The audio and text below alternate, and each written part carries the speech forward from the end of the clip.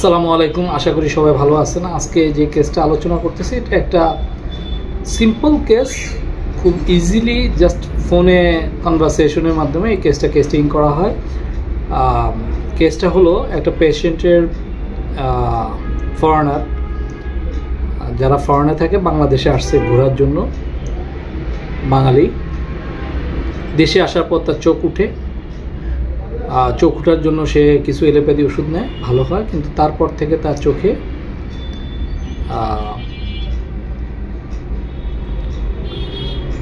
চোখে আলোতে দেখতে পারে না। সূর্য আলোতে গেলে সে আলোর যে রিফ্লেকশনটা সেটা নিতে পারে না, আর চোখে ঘোলা ঘোলা দেখে। তো আমাকে ফোন করছে, তো বললো যে আমার এই সমস্যা, আমি তো চোখে দেখতেছি না, চোখে আলোতে গেলে তাকাইতে পারি না, আর আমি চোখে ঘোলা ঘোলা দেখতেছি, আপনি কিছু করতে পারবেন কি না, থাকলে আপনি দেন, আর আমি আপনার চোখের ডাক্তার দেখাবো। আমি বলছি হ্যাঁ দিতে পারবো, অসুবিধা নেই, আপনি খান। ওই সময় ওনার আবার স্কিনের প্রবলেম ছিল, তো আমি ওষুধটাকে দিয়েছি স্কিনের প্রবলেম যাতে না বাড়ে সেভাবে। তো এখান থেকে আমরা কি পেলাম, এটা তাকে কষ্ট দিছে, dilution injury being injury. 1 number,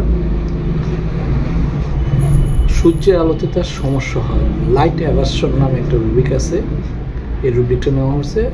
সে আবার ডাক্তারের কাছে যেতে চায়, জানতে চায় তার এটা কি হয়েছে, লাইট ডিজার। এই 3 রুব্রিক করে তাকে স্টেমোনিয়াম 0/2 করা হয়, ফ্রি কাপিং করে দেওয়া হয়। কেন 3 কাপিং করে দেওয়া হয়? যেহেতু তার স্কিনে কিছুটা প্রবলেম আছে এই জন্য। তো এইভাবে তাকে 3 কাপিং করে দেই। প্রথম দিন খাওয়ার পরে সে বললো যে একটু মনে হচ্ছে সূর্যের দিকে তাকাতে পারি, একদিন খাওয়ার পর। সেকেন্ড দিন খাওয়ার পরে বললো যে হ্যাঁ মনে হচ্ছে যে একটু ভালো ভালো লাগতেছে, ঘোলাটা একটু কম লাগতেছে। তারপর রুগীটা ব্যাক টু দ্য ইউরোপ চলে যায়। সেখানে যাওয়ার পরে আমাকে কয়েকদিন পরে জানালো যে না, আমার এখন আর চোখে আলোতে যে সমস্যাটা হতো সেটা হয়তো হয় না, ঘোলাও দেখি না। তখন তাকে আমি তার রেগুলার মেডিসিন বন্ধ করে দিই, স্টেমোনিয়ামটা বন্ধ করে দিই। সর্বমিলে 6 দিন খেতে পারছে। তারপর তার ওষুধটা বন্ধ করে দিই এবং কেসটা ঠিক হয়ে যায়।